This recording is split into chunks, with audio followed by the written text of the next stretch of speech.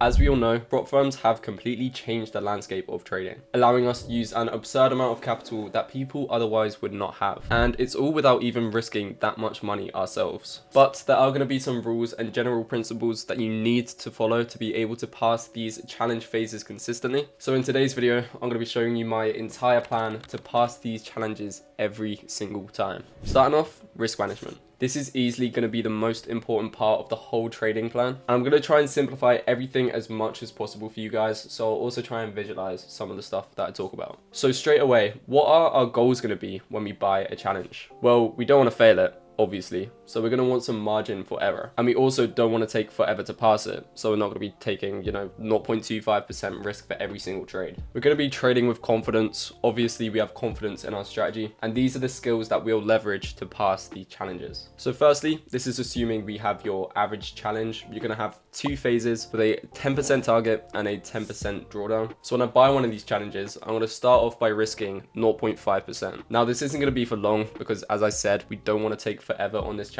Obviously, we're going to want to pass it quickly and move on to the next stage, which is going to be, the funded stage. But by risking 0.5% when we come into the challenge, this is going to allow us for so much margin for error. You would have to lose 20 trades in a row to fail this challenge. If you're completely new to trading, then please just start on demo first.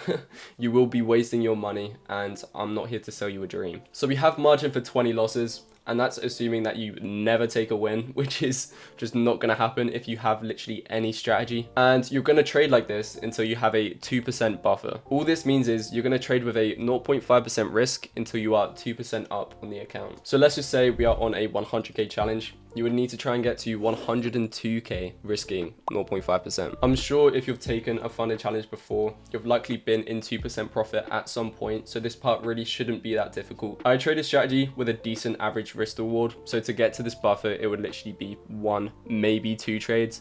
And then from this buffer onwards, we will be risking 1%. By trading like this, we will always have such a large amount of drawdown to fall back on. So if we do lose one trade, it will literally mean nothing. This is not only going to be great for your account, but it will also be amazing for your psychology. You'll be much less prone to revenge trading. You won't leave the charts thinking that you've just messed things up. It will be something that you look at, something that you reflect on, and something that you journal and learn from. The daily loss limit won't even be a consideration. I've heard that is statistically the most common way that people fail these challenges, which is just crazy if it's true. But people really just aren't following a strict risk management plan, so I guess that will happen. You're going to need to take 10 losses in one single day to reach that with this plan. And please tell me you're not allowing yourself to lose 10 times in one single day. That's going to be another thing that we limit with this trading plan. It will all eventually come together and you'll feel as though you can never actually fail a challenge again if you just stick to these rules. But anyway, we'll continue risking 1% until we pass this phase. So with a strategy like my own, this will probably be around 3 winning trades or so, and then we are already on to the next. And like I said, we're going to be assuming that we are on a 2-phase challenge. So for the next phase, we are going to do the exact same thing. Risk 0.5% until we have a 2% buffer. And then from there, risk 1% for the last 3% that we actually need to make. So for my strategy, this could literally just be, 2 to 3 wins to pass. And we're still looking at 20 losses straight to lose the account. Can you see why this method is crazy though? On phase 2, you need 2 to 3 wins to pass it or 20 losses to lose it. If you are at all close to profitability, then keeping this account should be a piece of cake. Even if it does take you a little longer to pass it, it's still just good practice. Proving to yourself that your equity curve is actually profitable, rather than just going out and spending thousands on challenges, pretty much just gambling, just trying to get one payout. Chasing that payout is not going to be the method, but a good risk management plan is. Now, I'm not going to go too deep into once you're actually funded in this video. I'll release some information over in my Discord about how I manage my accounts to make sure that I'm getting consistent payouts and never losing the accounts. So go and join that. That'll just be down in the description. It's completely free and there is a fantastic community over there, so I would highly recommend it. But since I'm sure a lot of you will go on to get funded after this video, I will say that my plan is relatively similar to the other phases, except I just risk 1% if I'm at break even or above, and I risk 0.5% if I'm in any drawdown. This allows me to get super big payouts and still keep those 20 losses in drawdown. And believe it or not, that has never happened since I've been profitable, nor do I ever expect it to happen unless I just go completely insane one day, which, I mean, it might happen. I hope not. Anyway, That is going to cover risk management. But now we are going to move on to the other side of the equation that is actually going to get you the results that you want. And that is going to be your trading plan. Because hear me out, risk management is going to be what keeps you alive, but your trading plan is what's actually going to make you profitable. And the two are literally going to go hand in hand, right? It's like having body armor, but no weapon.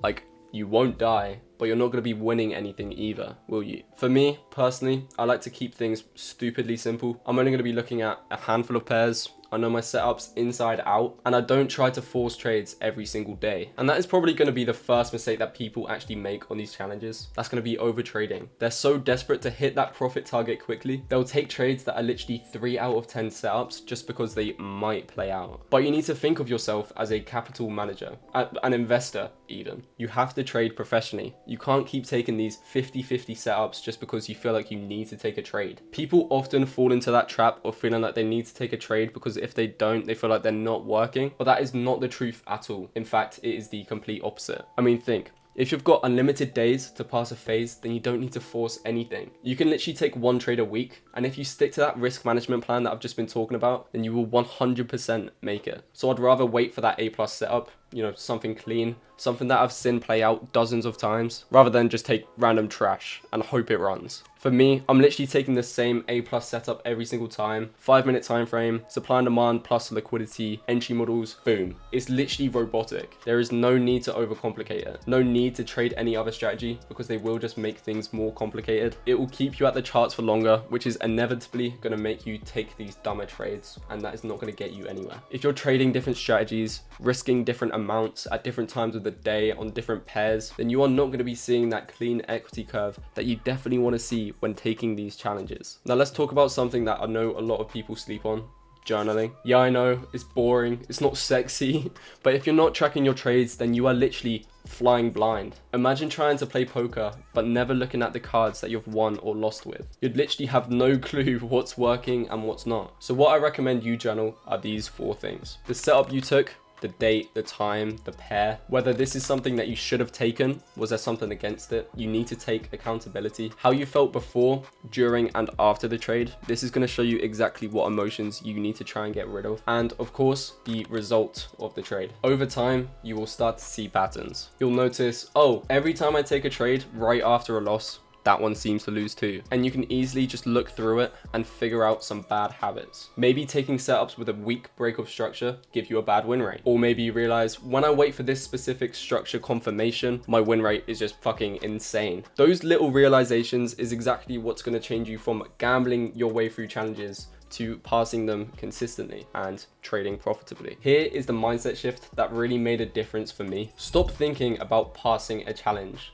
and try and think about building a repeatable process. If your process works, then the challenge is just going to take care of itself. If your process doesn't work, then you might fluke maybe 1 or 2 accounts, but you would just blow them eventually. So instead of just chasing that one payout, please just ask yourself, can I do this exact same thing every single month for a year? And if the answer is no, just tighten it up if you can. Once you've passed and you're funded, this is where things finally get fun, because you can start compounding payouts, stacking accounts, and suddenly you're playing a completely different game. You're no longer trying to flip $500 into $1,000. You're making 8K, 10K, 20K payouts without even going crazy on risk. But once again, this is only going to work if you've built that discipline during your challenge phase. If you're sloppy whilst you're trying to pass, then you're going to be sloppy once you're funded. And that prop firm is going to take that account back quicker than you can ever make it. So to wrap it all up, start small, build that buffer, and then scale risk. Stick to one strategy that you know works. Journal everything so you can improve. Respect psychology and discipline, because that is exactly what's going to separate winners from losers. And research your prop firm's rules inside out. If you do all of that, I promise you will stop worrying about passing challenges, because it will come as a natural result of just sticking to your plan. And if you want to go any deeper, then like I said,